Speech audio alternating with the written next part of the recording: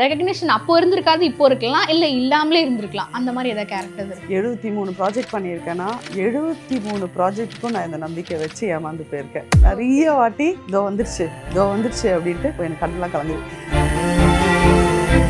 குறைந்த விலை நிறைந்த தரம், தங்கள் தேவைகள் அனைத்தும் ஒரே இடத்தில். ஜெயச்சந்திரன். நம்ம சத்யாவில் எல்லாம் வாங்கலாம். Sathya mister gold sunflower oil, அளவிலும் தரத்திலும் நோ காம்ப்ரமைஸ். சீரீஸ் வந்தப்போ எல்லாரும் கேட்டாங்க, உங்களால் இவ்வளோ பண்ண முடியும்னு இப்போ தான் தெரியும்னு கேட்டப்போ நான் சொன்ன விஷயமே எனக்கு எழுதுங்க, என்னை நம்பி கொடுங்க, trust me, I will do it. இப்போ என்ன ஆகிடும், இப்போ அந்த பாட்டியாக எனக்கு காமிச்சிட்டாங்களே, இப்போ பாருங்க அம்மா விட்டு பாட்டி ரேஞ்சுக்கு வரப்போகுது ஸ்கிரிப்டெல்லாம். பெரும் பிரச்சனை இங்க.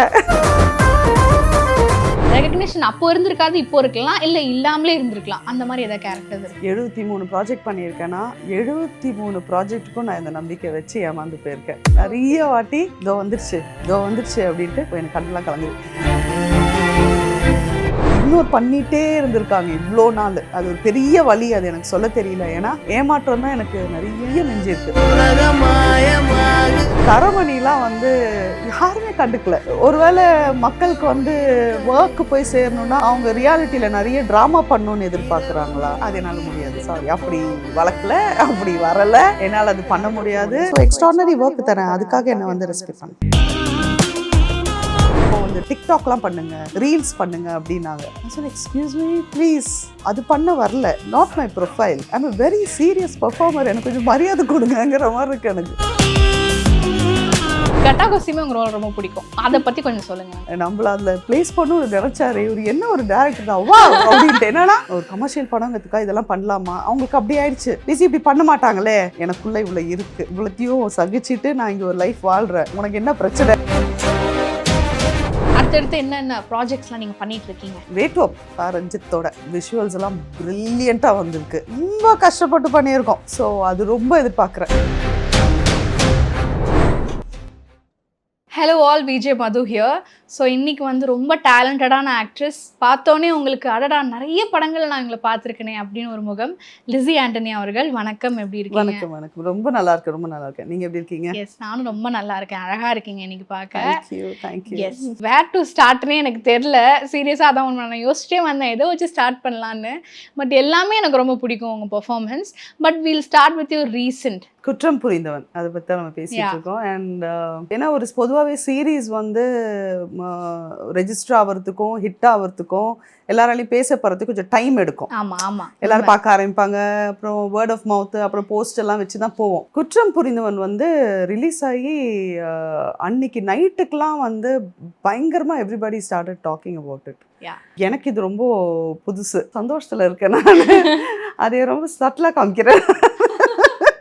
அண்ட் ஒவ்வொரு கேரக்டர்ஸ்க்கான ஒரு மெனக்கெடல் இருக்கும்ல. இப்போ ரீசெண்டாக கூட நம்ம ஆண்ட்ரியா அவங்க சொல்லியிருந்தாங்க, நான் ஒவ்வொரு மூவிஸ்க்கு ஒவ்வொரு பெர்ஃப்யூம் யூஸ் பண்ணுவேன், ஸோ தட் அந்த மூட் எனக்கு செட் பண்ணுவேன் அதில் அப்படின்ற மாதிரி. அந்த மாதிரி ஒவ்வொருத்தவங்களுக்கும் ஒவ்வொரு இது இருக்கும். அந்த மாதிரி நீங்கள் ஒவ்வொரு கேரக்டருக்கும் ஒரு டிஃப்ரென்சியேஷன் இருக்கும், அதுக்காக ஒரு மெனக்கெடல் முன்னாடி ஹோம் ஒர்க் இருக்கும்ல, அது எப்படி பண்ணுவீங்க? சரி, எனக்கு ரொம்ப மெனக்கெட்டேன். அதாவது ஃபிசிக்கலி லுக்குக்கும் எப்படி இருக்கு, பாக்கி எல்லாமே நம்ம உருவாக்கி நம்ம ஃபிக்ஸ் பண்ணுறது தான். நான் ஒன்று ஃபிக்ஸ் பண்ணி நான் கொடுத்துட்டேன்னா, ஓ ஆனந்தி இதுதான் அப்படின்னு ஃபிக்ஸ் ஆகிடும். குற்றம் புரிந்தவனில் இருந்த மாதிரி. இப்போ நான் இந்த படம் பண்ணியிருந்தேன், மேதகுன்னு ஒரு படம் பண்ணியிருக்கேன். அதில் சினிமா பந்தார் நாயக்கியாக நடிச்சிருப்பேன். அது நான் ஆல்ரெடி வாழ்ந்த ஒரு ஒரு மெஜஸ்டிக்கான ஒரு பர்சனாலிட்டியை ரீக்ரியேட் பண்ணுறேன். அது கஷ்டம். அப்போ நிறைய நான் ஐ ஹவ் டு ஸ்டடி, அதை நான் அப்படியே போர்ட்ரே பண்ணணும். ஸோ அதுக்கு தான் நான் ஆக்சுவலாக மெனக்கெட்டேன். பாக்கி கேரக்டர்லாம் டேரக்டர் எழுதுனதை வச்சோம், இல்லை டேரக்டர் கூட டிஸ்கஷனில் கேட்டுப்பேன். அவங்க எப்படி, என்ன ஏது, எப்படி இருக்காங்க, அவங்க என்ன ஒரு மனநிலையில் இருக்காங்க, ஃபிசிக்கலி அவங்க எப்படி இருக்காங்க கேட்டு அதை ஃபிக்ஸ் பண்ணிப்பேன். That is easy actually. சில சப்ஜெக்ட்ஸ்லாம் இருக்கும்ல, நான் இதெல்லாம் பண்ணியிருக்கேன், பட் இதை டச் பண்ணால் எனக்கு நான் அதை பண்ணுவேன்னு எனக்கு தோணுது. I am waiting for this அப்படின்னா அது என்ன ஸ்கிரிப்டாக இருக்கும்? எனக்கு இந்த சீரீஸ் வந்தப்போ எல்லாரும் கேட்டாங்க, உங்களால் இவ்வளோ பண்ண முடியும்னு இப்போ தான் தெரியும்னு கேட்டப்போ நான் சொன்ன விஷயமே நம்ம எல்லா கேரக்டருக்குமே நான் ஒரே ஹார்ட் ஒர்க் தான், ஒரே அளவுக்கு தான் ப்ரிப்பரேஷனு. ஆனால் அது ரொம்ப சின்னதாக இருந்தனால அப்படி ஸ்க்ரீனில் அப்படி போயிட்டேன். ஸோ எனக்கு ஆசையாக இருந்ததே வந்து ஃபுல் லெங்க்த்தாக அப்படி கேரி பண்ணணும், அது எனக்கு வந்து எனக்கு கொடுத்தா நான் பண்ணுவேன் அப்படின்னு இருந்தது எனக்கு. அது இப்போ ஆஃப் லேட் நிறைய பண்ணிக்கிட்டு இருக்கேன் நான் ஆக்சுவலி. ஸோ இதுதான் என்னோட ட்ரீமு. எனக்கு இங்கேருந்து மூவிங் ஃபார்வர்டும் எனக்கு இந்த மாதிரி வேணும். எனக்கு எழுதுங்க, என்னை நம்பி கொடுங்க, trust me, I will do it. இப்போ என்ன ஆகிடும், இப்போ நான் அந்த பாட்டியாக எனக்கு காமிச்சிட்டாங்களே, இப்போ பாருங்க அம்மா விட்டு பாட்டி ரேஞ்சுக்கு வரப்போகுது ஸ்கிரிப்ட் எல்லாம். இது ஒரு பெரும் பிரச்சனை இங்க மட்டும்தான் அப்படி இருக்கு. பிகாஸ் சப்போர்ட்டிங் ரோலுங்கிறது இப்போ ஒரு ஆஸ்கர்லயே அது வந்து ரொம்ப ஒரு பெரிய விஷயமா பாக்குறது இல்லையா? ஆனா இங்க எப்படி இருக்குன்னா ஒரு சப்போர்ட்டிங் ரோலுங்கிறதையே அது வந்து ஒரு ஆக்டரா பார்க்க மாட்டேங்கிறாங்க, ரெடிமேடா வேணுங்கிறாங்க, சும்மா ஒரு அட்மாஸ்பியர் நினைக்கிறாங்க. பட் அந்த சப்போர்ட்டிங் ஆக்டர் தான் அதோட மையக்கருவேன்னு உங்களுக்கு புரியல. இவங்க ஆக்ட் பண்ணணும்னா அவங்க இருக்கணும். So it is very very important. ஆனால் இங்கே அப்படி இல்லை. இங்கே என்ன ஆயிடுதுன்னா அவங்க எழுதுறாங்க இல்லையா, எழுதும்போது வந்து அந்த ஏஜ் பிராக்கெட் எழுதுறாங்கல்ல, அவங்க எழுதுறாங்க இது இந்த ஏஜ் பிராக்கெட்ல யார் இப்போ ரீசெண்டாக அவங்க அப்படின்ட்டு அவங்கள அப்படி நம்ம வீட்டில இருந்து நான் வெள்ளெல்லாம் அடிச்சுட்டு ஸ்ட்ரைட்டாக அப்படி வந்து இதோ வந்துட்டேன் அப்படின்னு போகிற மாதிரி அப்படி ரெடிமேடாக போய் ப்ரெசென்ட் பண்ணணும்னு நினைக்கிறாங்க. ஐயோ தயவு செஞ்சு கொடுங்க, வெரைட்டி கொடுங்க. என்னோட அந்த கிராஃபே பார்க்க மாட்டேங்கிறாங்க. அப்போ அப்படி கால் வரும்போது அவங்களெல்லாம் நான் வந்து அடித்து திருத்த வேண்டியதாக இருக்குது. ஷோ அந்த படத்தை இது பண்ணியிருக்கேன் இது பார்த்தீங்களா, ஆமாம் மேம் உங்களை அப்படி கூட யோசிக்கலாம்னு சொல்லிட்டு நம்ம மெனக்கட்டு ஒருத்தரையும் நான் யோசிக்க வைக்க வேண்டியதாக இருக்கு. என்னங்க ஆக்டரா இருந்தா யோசிக்க வேற வைக்கணுமா? ஓகே நாங்க யோசிச்சா பார்த்தா அவங்களையும் நான் யோசிக்க வைக்கணும்ல. பட் நீங்க சொல்ற அந்த ஸ்டிக்மா இருக்கு, இப்போ இவங்க இது நடிச்சிட்டாங்கன்னா நெக்ஸ்ட் அதுதான் வரும் அப்படின்னு சொல்லிட்டு நான் இப்போ ஆர்வமா வெயிட் பண்றேன். குற்றம் புரிந்ததுக்கு அப்புறம் என்ன வரப்போகுதுன்னு பாக்கிறதுக்கு. இப்போ ஒரு கேரக்டர் வருதுன்னா அதுக்கு ஹேட் நிறைய வரும். இந்த மாதிரி நம்ம ஒரு நெகட்டிவ்னான ஷேட் நம்ம ப்ளே பண்றப்போ பாசிட்டிவ் பண்றப்போ அப்படி வரும். அந்த மாதிரி ரொம்ப எதுக்கு வந்து உங்களுக்கு பயங்கரமா திட்டெல்லாம் செஞ்சிருக்காங்க. தங்க மீன்களுக்கு என்ன முதல் படத்துக்கே வாங்கியிருக்கேன். அது வந்து நான் தியேட்டர்ல உட்காந்து மற்றவங்க திட்டுறத கேட்டேன். ஆக்சுவலாக ரொம்ப சந்தோஷமா இருந்தது. இருக்கணும், கண்டிப்பா இருக்கணும். இல்லைன்னா அந்த கேரக்டர் சக்சஸ் இல்லையே. மேபி சாணி காகிதம் வந்து இதுல ரிலீஸ் ஆயிடுச்சு டைரக்டா ஓடிடில. மேபி தியேட்டர்ல வந்துன்னா அதுக்கெல்லாம் நான் உட்காந்து நிறைய கேட்டிருக்கலாம். அது ஒரு போதை இல்ல, திட்டுறதும் நம்மளுக்கு வந்து ஒரு பாராட்டுகள் பண்ணுங்க. பட் சீரியஸா எனக்கே அதை பாக்குறப்போ அந்த மாதிரி மிஸ் எல்லாம் ரிலேட் ஆனாங்க. அப்படி இருப்பாங்கல்ல, அவங்க ரொம்ப கெட்டவங்க கிடையாது, பட் அவங்க கொஞ்சம் ரூடானவங்க அப்படின்ற மாதிரியான ஒரு அது எல்லாருக்குமே இருக்குன்னு நினைக்கிறேன். தங்க மீன்கள் ரொம்ப எல்லாருக்கும் தங்க மீன்களும் ரிலேட் ஆச்சு. பரியரும் பெருமாள் அந்த ப்ரொஃபஸர் கேரக்டரும் ரிலேட் ஆச்சு. ஏன்னா நம்ம எல்லாருக்குமே அந்த லவ் ஹேட் ரிலேஷன்ஷிப் நம்மளோட டீச்சர்ஸ் கிட்ட எல்லாருக்குமே இருக்கு. ஸோ அதுவும் பயங்கரமா கனெக்ட் ஆச்சு பரியரும் பெருமாளும். எனக்கு அது ரொம்ப பிடிக்கும். அந்த கேபின்குள்ள நீங்க சொல்றது எனக்கு அப்படியே நம்ம மனப்பாடமா வரும். அந்த ஒரு சீன் 2 பேரும் பிரின்சிபல் இருப்பாங்க, அது ரொம்ப நல்ல சீன். ஆக்சுவலி நீ பண்ணலன்றதும் தெரியும்ன்ற மாதிரி ஒண்ணு சொல்லுவாங்க. எனக்கு அது ரொம்ப பிடிக்கும். ஏன்னா அது நீங்க பண்ணலன்றது தெரியும், யார் பண்ணாங்கன்னு தெரியும் அப்படின்னு சொல்றப்போ அது நல்லா இருக்கும். பிகாஸ் இவங்க 2 பேரும் அவனை வந்து செக்யூர்டா ஃபீல் பண்ண வைக்கிறாங்க. எங்களுக்கு தெரியும் நீ இப்போ ஓப்பன் அப் பண்ணி என்னதான் உனக்கு பிரச்சனைன்றப்போ அவர் சொல்ற டயலாக் ரொம்ப ஒரு இம்பாக்ட்ஃபுல்லா இருக்கும் இல்ல? அதுக்கு எப்படி மேம் இருந்துச்சு உங்களுக்கு ஃபர்ஸ்ட் டைம் தியேட்டர்ல பார்த்து ரெஸ்பான்ஸ் எப்படி இருந்தது? இல்ல அது இட் வாஸ் ரொம்ப பியூட்டிஃபுல்லா இருந்தது. எதுக்குன்னா ஃபஸ்ட் டைம் தியேட்டரில் பார்க்கும்போது தியேட்டரை விட்டு வெளியில் வந்துட்ட பிறகு ஒரு பஞ்ச் ஆஃப் யங்ஸ்டர்ஸ் இருந்தாங்க. அதில் ஒரு பொண்ணு ஓடி வந்து மேம் நான் உங்களை ஹக் பண்ணிக்கிட்டுமா அப்படின்னு கேட்டாங்க. எஸ் ப்ளீஸ் அப்படின்னு எங்கள் ப்ரொஃபஸர் மாதிரியே இருந்தீங்க அப்படி இப்படி சொல்லி சொன்னாங்க. அது எனக்கு அதுக்கப்புறம் படம் வந்த பிறகு எனக்கு இன்னைக்கு வரைக்குமே பரியரும் பெருமாள்னா தேவதை அப்படின்னு சொல்லி எழுதுறவங்களாம் இருக்காங்க. ஸோ நம்ம தேவதை 4வது தேவதை நடித்த படம் அப்படின்னு சொல்லி எழுதுறதுலாம் இப்போ வரைக்கும் இருக்குது. அதுதான் ஒரு சில படங்கள் உங்களுக்கு அந்த இதை கொடுத்துரும், ஒரு ஸ்டாம்ப் மாதிரி. அது வந்து லைஃப் லாங் நம்ம எவ்வளோ பண்ணாலுமே அது ரிலேட் பண்ணி அதை கொண்டு வந்து வைப்பாங்க. ஸோ அது ரொம்ப அழகாக இருக்கும் அது. அண்ட் வந்து எனக்கு கட்டா கோஸ்டியூமே உங்க ரோல் ரொம்ப பிடிக்கும். அதை பற்றி கொஞ்சம் சொல்லுங்க மேம். ஏன்னா அதுக்கு நிறைய பேர் இப்போ வரைக்கும் நான் ஸ்டேட்டஸ் ரீல்ஸ் பார்த்து தான் இருக்கேன். ஆமாம், எஸ், அதை பற்றி ஃபியூ வேர்ட்ஸ். எனக்கே ரொம்ப சர்ப்ரைஸான என்னை கூப்பிட்டு அவர் சொல்லும் போதே வந்து எனக்கு நம்மள அதில் பிளேஸ் பண்ணு நினைச்சாரு. இவர் என்ன ஒரு டேரக்டர் தான் வா அப்படின்ட்டு. என்னன்னா அவர் அந்த ஸ்டீரியோ டைப் எடுக்கலையே செல்லா சார். அந்த கேரக்டர் எனக்கே அதாவது என்ன அந்த இடத்துல யோசிச்சாங்கிறதே எனக்கு ஒரு பெரிய சர்ப்ரைஸ் தான். அவர் ரெடிமேடாக எதிர்பார்க்கவே இல்லை. ஏன்னா ரெடிமேடாக எதிர்பார்க்கணுன்னு நாங்கள் காஸ்டே பண்ணியிருக்க மாட்டாங்க. ஏன்னா அந்த ஒரு பிரேக் த்ரூ மூமெண்ட் வரைக்கும் நான் பேக்ரவுண்டோடு அப்படி மறைஞ்சு தான் இருப்பேன். அந்த படத்தில் ஸ்டார்டிங்லேருந்து பார்த்தீங்கன்னா இங்கே நடக்கும். நான் பாட்டுக்கு அங்கே துணி துவைச்சிட்டு இருப்பேன், இல்லை டீ போட்டு கொடுப்பேன், டீ ஆற்றிட்டு இருப்பேன், இல்லை நடந்துட்டு பெருகிட்டு இருப்பேன். ஒரு ஒன் ஆஃப் தி அட்மாஸ்பியரில் இருக்கிற ஒரு ஆப்ஜெக்டாக தான் இருப்பேன் அது வரைக்குமே. ஒரு சிலவங்க நிறைய பேர் வந்து ஸ்டார்டிங்கில் படம் ஆரம்பித்து ரொம்ப நேரத்துக்கு வந்து லிசி ஏன் இந்த கேரக்டர் பண்ணுறாங்க, ஏன் இப்படி பண்ணிட்டாங்க, ஒரு கமர்ஷியல் படங்கிறதுக்காக இதெல்லாம் பண்ணலாமா, அவங்களுக்கு அப்படி ஆயிடுச்சு. லிசி இப்படி பண்ண மாட்டாங்களே. இப்போ லிசி வந்து ஏதாவது ஒன்று இருக்கும், அவங்க ஒரு கேரக்டர் பண்ணாங்கன்னா அப்படின்னு ஒன்றத்தை நான் சம்பாதிச்சிருக்கேன் இல்லையா, மெனக்கிட்டு இருக்கேன் இல்லையா. அப்போ அந்த படம் பார்க்கும்போது நிறைய பேர் சொன்னாங்க என்கிட்ட இது. அப்புறம் வந்துச்சுங்க அந்த சீனு, பேசுறாங்கப்பா லிட்ரேச்சர் வேற லெவல் சீன் அது. ஸோ அது வரைக்கும் எங்களுக்கு வா ரைட்டு இதுக்கு தான் லிசியை கூப்பிட்ருக்காங்க அப்படி. ஏன்னா எனக்கு செல்லா சார் அது சொல்லும்போது அவ்வளோ எக்ஸைட்டிங்காக இருந்துச்சு. அவ்வளோ நேரம் நம்ம வந்து அப்படியே இருக்கிற டேபிள் சேர் மாதிரி இருந்துட்டு ஒரு இடத்துல வந்து நான் இங்கே ஒரு மனுஷி இருக்கேன், எனக்குள்ளே இவ்வளோ இருக்குது, இவ்வளோத்தையும் சகிச்சுட்டு நான் இங்கே ஒரு லைஃப் வாழ்கிறேன், உனக்கு என்ன பிரச்சனை அப்படிங்கிற மாதிரி நான் கேட்குறேன்ல. அந்த பிரேக் த்ரூ வந்து ரொம்ப நல்லா இருந்தது. அவரு ரியலைஸ் பண்ணுவாரா that is his turning point. ஆமாம், அங்கேருந்து அவர் அப்படியே 360 டிகிரி டேர்ன் ஆகிறாரு இல்லையா. ஸோ அது பெரிய ஒரு ரெஸ்பான்சிபிலிட்டி இல்லை. அண்ட் அது மாதிரி இப்போ வந்து இந்த மாதிரி நிறைய கேரக்டர்ஸ் வந்து உங்களுக்கு நல்லா ரெகக்னைஸ் கிடைச்ச character.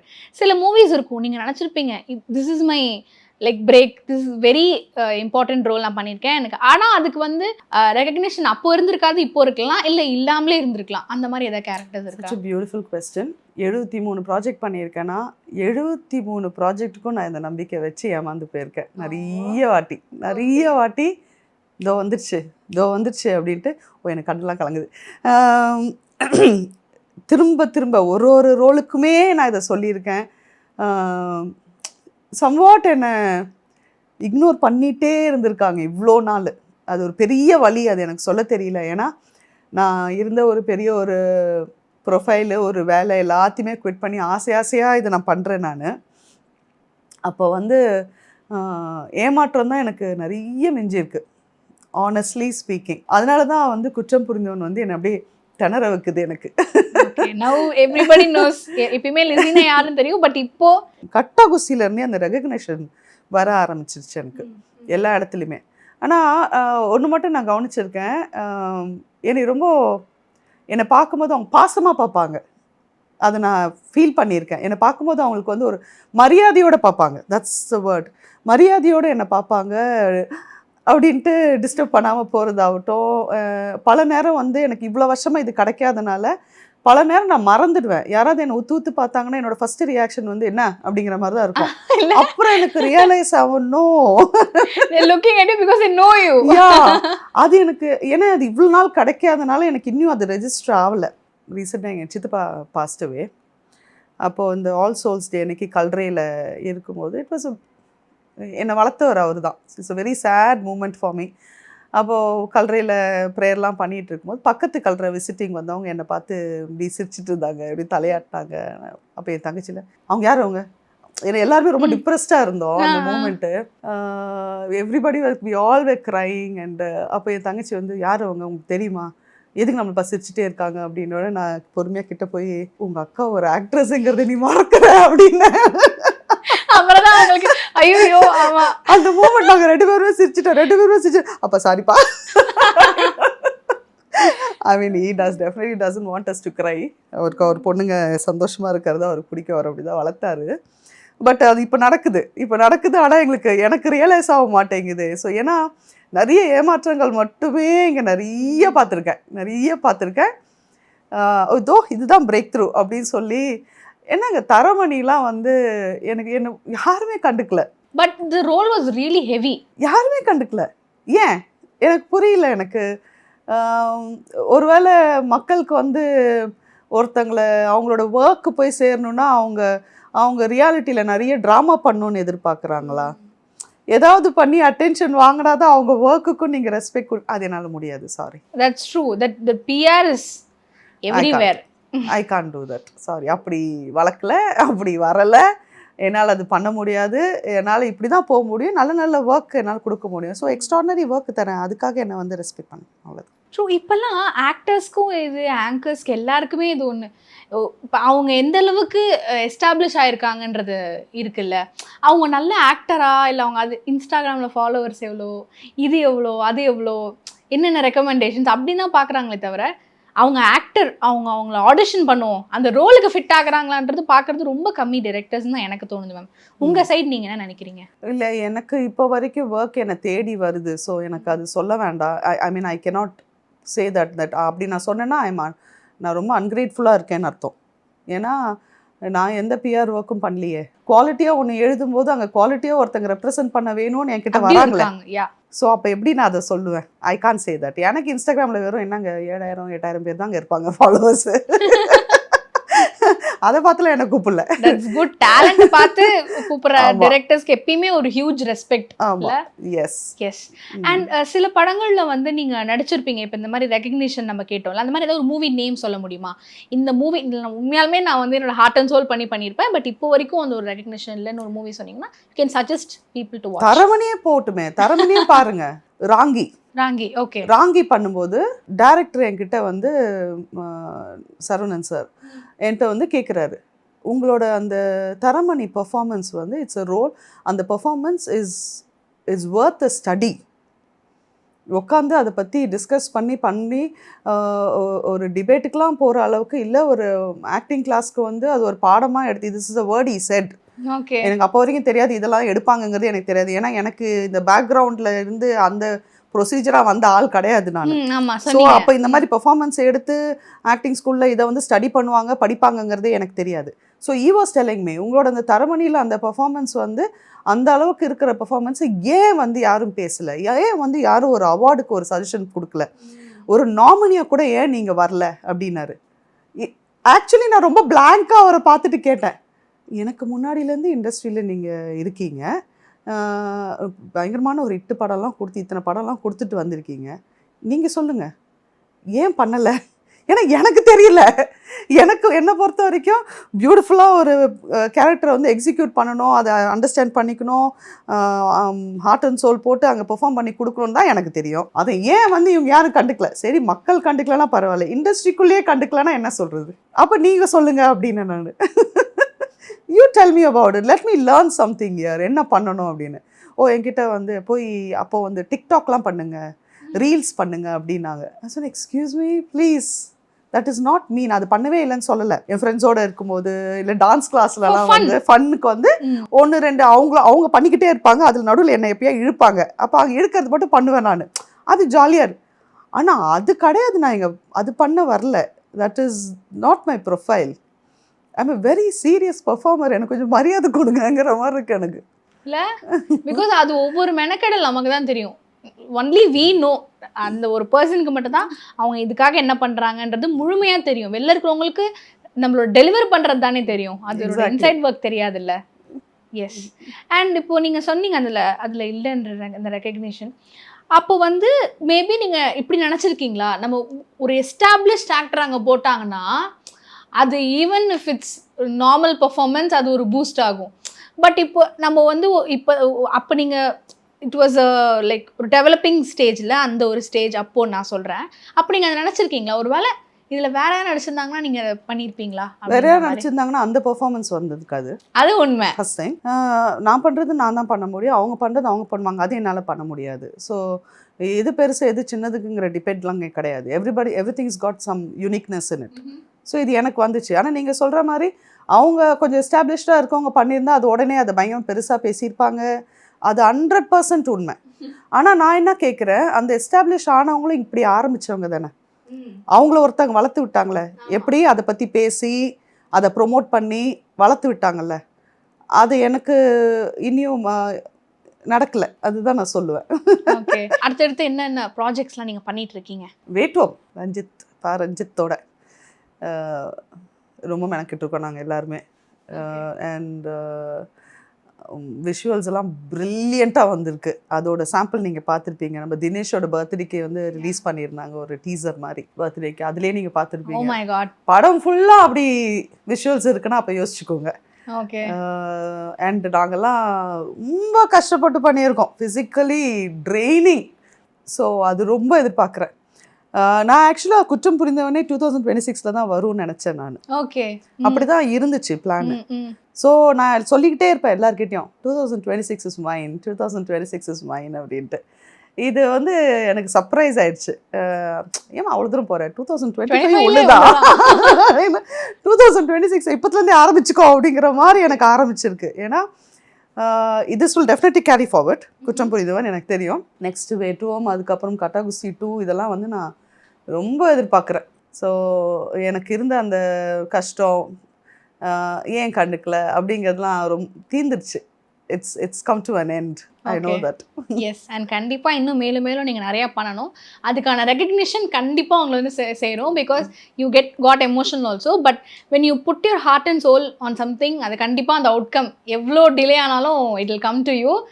Example is Kuttram Purindhavan. Thank you so much thank you for this interview. It was pleasure talking with you. Thank you so much. Thank you. Thank you.